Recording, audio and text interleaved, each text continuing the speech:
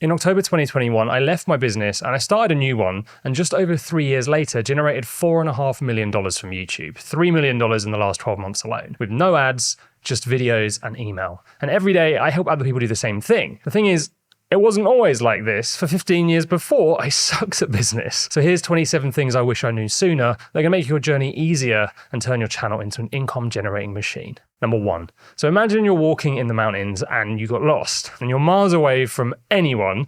So you just pick a direction in the hope that, well, if you go that way, you'll survive. After hours of struggling, you eventually come to a sign and written on it just says safety this way. And it's pointing to the east. How would you feel? You'd be over the moon, right? Because you now knew the way to go. This is how you need to look at mistakes and failure in business. When you mess up, it's literally just a sign pointing you in the right direction. It means stop going the wrong way and try that route instead. So get excited by your mistakes and your failures, because in the long term, they're the thing that enables you to win. Number 2, years ago, and still now, sadly, people were teaching you to make videos that ranked in search to grow your following in your business, which is really outdated and it's just a slow way to do things. Now, I was really struggling on YouTube following this advice, so I thought, this is dumb. There's got to be a better way. And I just asked myself, who's the best person at this? Just find them, listen to what they're doing and ignore everyone else. So I picked Delegate. He'd been building channels for years, not just one. I think he's got like over 30 gold play buttons. He's built a team of people. He's generated millions. He runs a giant YouTube event every year. He's written a book. He helped Mr. Beast. Daryl carved out the side of a hill by his home and built a basketball court into it with a YouTube logo on it. And I was like, this guy's like YouTube Iron Man. So I watched every video on his channel twice, maybe. I watched his live streams, I bought his book, I paid for a call, I did his program, and I quickly realized that the best advice comes from people with a huge amount of experience and results backed up by proof. But also that sticking to one source of information that ticks those boxes, rather than trying to piece together loads of different things from all over the internet, gets you far better results. You are going to get so much conflicting advice on your business journey. You're going to be told to build loads of low ticket products, and then I'm going to say, no, that's dumb, build one high ticket. And this info, when it gets mixed together, will cause you a lot of issues. So you're just better off sticking to one source and then fully buying into it and just doing what they do, rather than following too many people at once. Number 3. So I used to obsess over getting more and more views. I mean, look at my old 1 to 10 ranking. Imagine the pain of a 10. The thing is, if you really want to make money on YouTube, at some point you have to stop caring about all of that and quit being a YouTuber and instead become a business. Because when I finally decided to stop focusing only on views and niche down to serve less people as a business, that's when the real money was made. Number 4. The last 2 books I've read, I've not got past the 3rd chapter. However, they have been some of the most impactful books I've ever come across. Why? Because reading takes ages. And what I tend to find is a lot of books hit you with their main idea early, and then they just find loads of different ways to repeat it for 300 pages. So what I do is I just read until something inspires me, and then I stop reading it and just do the thing. Books are a really fantastic way to grow a business, and they'll make you feel productive, but you're better off just reading the chapter and doing the thing than you are getting to the end. Number 5. So I shut down my current business in October 2024, rebuilt it, and then I reopened it in January 2025. And I said to my dad a few days before, what if last year was a fluke and nobody wants to join it this time? Now he kind of laughed and said, don't worry, I'm sure it'll sell out. But I had this niggling doubt, and for a couple of nights I lay in my bed and I was telling myself stories about what might go wrong, and then I was trying to figure out, well, how do I save it if it is a massive flop? And it kept me up. The thing is, we launched and the business did $800,000 in the first 2 months. So if you find that you're always thinking negative things like, what if people don't like me? What if people hate me for selling? What if it sucks? How do I fix this when it hasn't even gone wrong? You're kind of putting yourself through the turmoil like it's already happened, which is crazy, right? So to avoid this getting very stressful, just don't worry about things going wrong until they go wrong. Over the years, I've just gotten way better at this, and it's obviously easier said than done, but it's a longevity hack and it will help you grow your business throughout the years. Number 6. All right, let's go back to the sign in the mountain again. So if it was telling you to go east, what would you do? You wouldn't go, screw it, I'm going to go west for a bit because you're lost in the mountains, it's cold. You would just follow the sign back to safety, right? Business is exactly the same. All you need is a clear goal that brings clarity on your direction, so you then know exactly what to focus all of your time on. Thing is, a lot of people really struggle because they don't have a clear goal, and that means they lack clarity and purpose, which makes it feel like they're never getting anywhere, and then they get overwhelmed thinking, well, what should I be working on right now? A clear goal will just fix this. Now, this doesn't mean you have to have a giant list of things you want to achieve over the next 40 years. I just have one thing on my goals list, and it's all I kind of need. Number 7, if you want to launch a new product, you're probably thinking to yourself, what if it doesn't sell? Because we all do. Well, to avoid this happening, don't make a product you think is a good idea. Focus on building or finding an audience, then simply asking them about their biggest problems using surveys and calls. Yeah, that's right. I actually get my clients to call their viewers because when you have conversations with them, and quite a few of them, you start to notice they'll have the same problem over and over again. And then that repeating problem, well, that's what you make a product or service to solve. So they literally just tell you what to make, so you never have to guess. Number 8. So if I asked you what your product or service does, how long would it take you to explain it to me? And by all means, hit pause and time it right now. The truth is, if you can't explain what problem your product solves and who it is for in under 5 seconds, it's too complicated and it's very likely all of your other marketing is going to confuse people and your sales will crash. So if you failed that test, you might have just uncovered one of the biggest sales blockers. Number 9, do you want to destroy your sales and make your life 10 times harder? That sounds fun, right? Well, if you do, make multiple products with different price points. Sadly, you are often told this is the way to grow a business online. The thing is, the more things you have, the harder it is to manage them and market them. But also, the more options you give your buyers, the more confused they'll feel when it comes to making a choice, and a confused buyer is just not a buyer. So make one thing, get that selling, and then maybe bolt on more if you need to, but never make multiple products at once. It will just completely wreck you. Number 10, when this next thing clicks, you will earn more money, and that is you always sell the result. Nobody wants to buy a cheat sheet, but they do want the thing that will save them 100 hours a month. Number 11, let me ask you a weird question. How much money would you spend on one piece of underwear? Let me know in the comments. I don't want to spend more than $1 on a pair of pants, as we call them in the UK.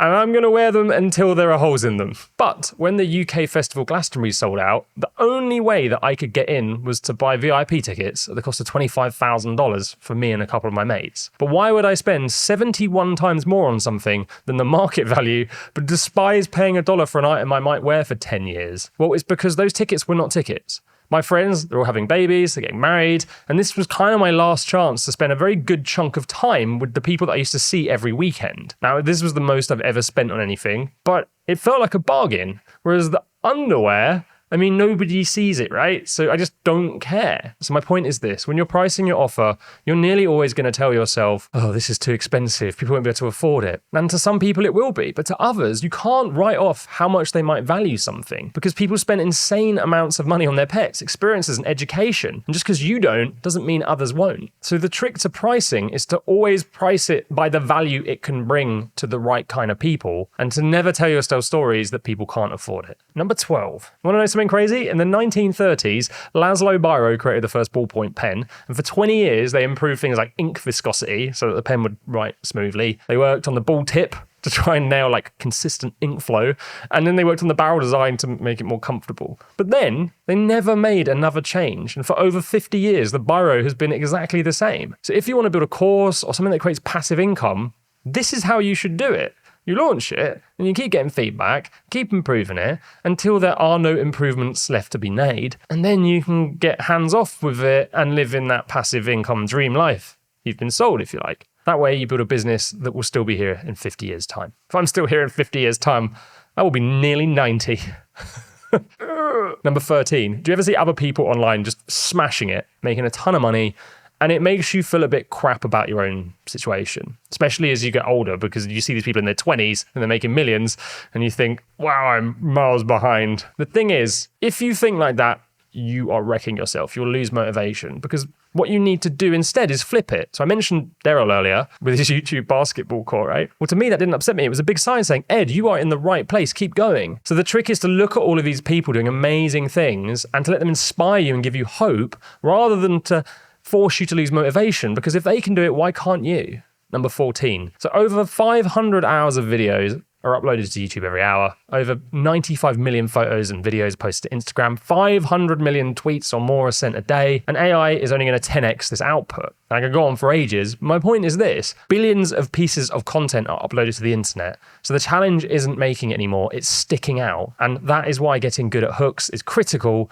but it's not just about getting attention. You need to master hooks because they go on your sales page, in your email, in pretty much every single element of your business and your marketing too. So practicing hooks is something you should be doing daily because those who get good at it win the attention battle and earn a lot more. This is why I love the community wall, because I used to just practice writing a post on there every day so that I could level up my hooks, and it worked. And it enabled me to write better sales copy and videos too. Number 15. Do you want to know something really strange? So I used to have a product that was $1,950, and I eventually put the price up to $5,000, and I sold more of them more easily at $5,000. But why? Well, it's simple. When I launched the 1950 offer, I didn't have a single case study or testimonial because it was new.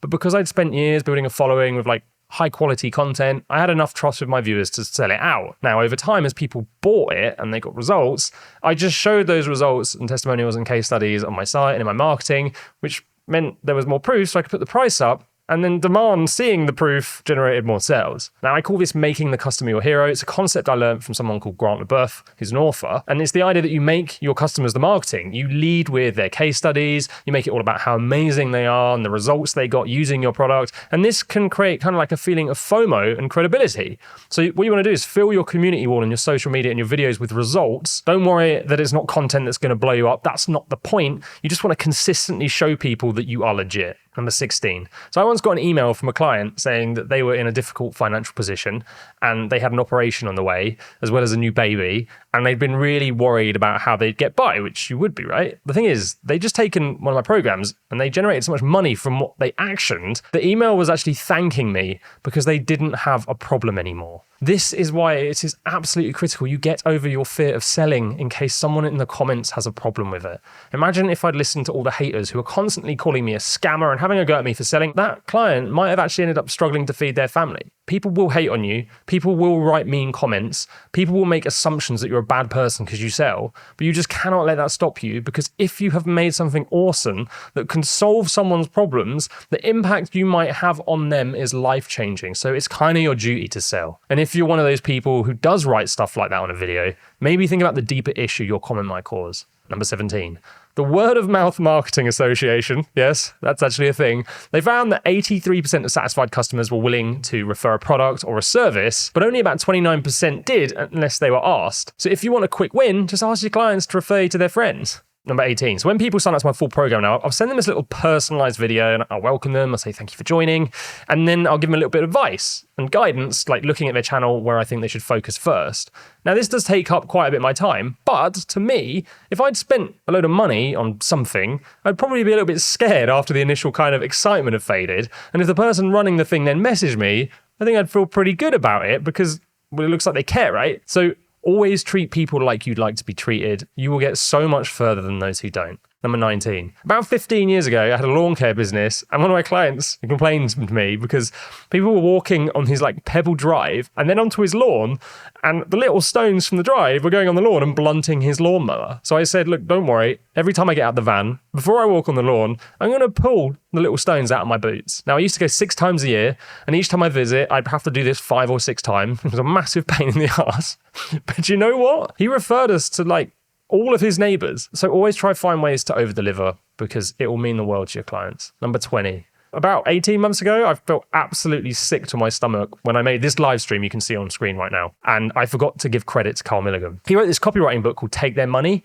And inside it, he came up with this thing called the NESB system, which means new, easy, safe, and big. You basically use these things in your writing to make it sound more interesting. It was a fantastic book. Highly recommend it. Thing is, I rearranged his letters to say Ben's because I just found them easier to remember. And then in my live stream, I taught people this system. But I forgot to give him credit. Now, I felt horrific, so I emailed him and I apologized. And he had a channel and I offered him a few hours of consulting to make up for it. Now, he was pretty surprised by this, but here's the thing. Sometimes you're just going to mess up. It could be with a client, it could be on your channel. So you just need to say sorry and make it right. So really, this lesson is just to own your mistakes. Number 21. Have you ever worked with someone who is a total flipping nightmare? They take up all your time, they may be rude, they're annoying, they complain, or they're just hard to work with. Some of you are nodding and going, yes, I can literally think of that person right now in my mind. They live in here rent-free. We'll just fire them.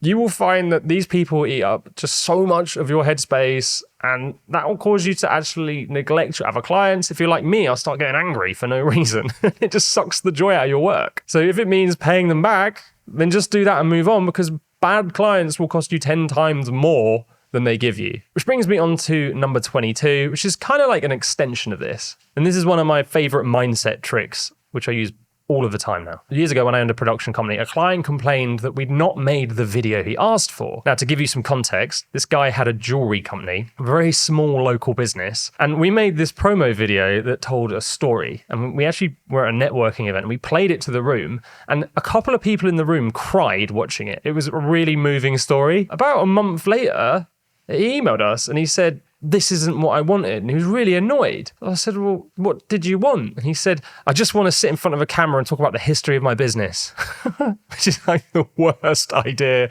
you can ever have. Now, keep in mind, like, I'd never seen a reaction to a small business's video before. Like, everyone, I watched it, loved it. He was getting so many comments about it too. So I don't know what happened there, and I don't think I ever will. But what you just tend to find is about 5% of people are just never happy with what you do for them. I could have gone to his house. I reckon I could have cleaned it, cooked him, given him a nice back scrub, booked him a private flight to the Maldives, and he'd still have found something to complain about. So when you have a client like this and you realize they're one of the 5%, it takes a lot of that stress off your mind. Actually, it was funny. A few years later, he turned out to be a crook who hadn't been paying anyone. Number 23. So a few months ago, I changed the headline on my sales page, and applications to my program just turned off like a tap. So I switched it back to the old version, and then fired up again. Now, as an entrepreneurial type, you are always going to be looking to do the new thing, and you're going to be trying to find the best optimum way, and you're going to want to fiddle. Look, don't fiddle. If something is working, you don't need to change it. Find something to work on that isn't. Number 24. You're going to like this one. Now, if you wake up in the morning and you're just insanely excited to work and you jumped out of bed and you were motivated and focused all day, that'd be amazing, right? But that won't happen if your day is just full of the things you hate. So outsource your headaches. If you don't like making thumbnails, pay someone. If you don't like ideation, pay someone. If you don't like writing emails, pay someone. If you don't like cleaning, pay someone. If you don't like ironing, pay someone. Nobody enjoys the things they hate, so just don't do them. It's not that hard. Number 25. So have you ever been told you need to learn storytelling? Well, if you watch this channel, you will have been. But years ago, I kept hearing this, and I'd read books and I'd watched videos about it. And it was always aimed at people writing fiction or making movies, which made it really hard to relate to YouTube and business. So one day I Googled storytelling coach, and 2 people came up. One was this guy called John. I paid for a block of sessions, and for 8 weeks, he taught me storytelling, and we found ways to relate it to YouTube just for my own situation, and it made me learn so much faster. That was 3 years ago. I've met up with John every Monday since. We go over scripts, we go over ideas, planning, and if I look at the money I spent working with him, it's the highest return I've ever had on anything. So yes, free information, it's fantastic, but there's a chance you were not the viewer that content was intended for, meaning a lot of the information might not work the same for you, or it's just too hard to relate to. So when you have the cash, if you want to speed things up, pay for help. Number 26. Ever noticed how many views videos about dopamine get? Blaming social media and gaming is a nice explanation for why you lack motivation and focus, right? But I don't actually think that most people suffer from focus and motivation issues because of this. Why? Well, I partied every year for 20 years, maybe. I drink, I lay on my phone at night, I doom scroll sometimes, I play Fortnite after work with my 9-year-old nephew. No idea how I got into that. I don't get an ice bath. I don't do affirmations. I don't meditate. In fact, I do so much of the stuff they say wrecks your focus and motivation. But for some reason, I've always had an abundance of those things. And I think I know why. Because I found something that overpowers every other distraction in the world, and that thing is just focusing on what makes you curious. Curiosity is addictive. It's a hook. It's what you were full of when you were a child, so that every walk you went on was an adventure, not just a boring old walk. And the thing that makes me curious is solving the problem of growing businesses via YouTube. I get incredibly excited when I get to build systems and make content that help people do this, to the point where I don't even look forward to their weekends anymore because I have to have a break from work so I don't burn out. When you find the thing you are most curious about, you will naturally just have way more drive and focus towards working on it. But if you don't have that curiosity, social media, games, checking your inbox, and all these other distractions, well, they feel more appealing to you. And it makes focus and it makes motivation 100 times harder. Because I mean, what kind of person wants to do things they don't love all day, every day? It doesn't work, right? And this is why I don't like the make money online space, because it often pushes people to become a copywriter or a dropshipper, and they have no curiosity or passion for that, so it will never work out long term. Solving problems you're always passionate about in a way that makes you curious is how you will stay motivated in business, and it's what's transformed my income in the last few years. Number 27. Do you ever feel like everyone apart from you just blows up, appears from nowhere, and makes easy money? Well, the internet's very good at convincing us that's how this works. But the truth is, That happens to nobody. What actually happens is they spend years working, making a ton of mistakes, and generally arrive 10, 15 years later having figured it all out, which creates this giant explosion of success. So play the long game. You have forever to crack this. And if you want to know how to structure your channel for success so you can win the long game, watch this video next and I'll show you everything that matters now for growing a channel and business and nothing that does not.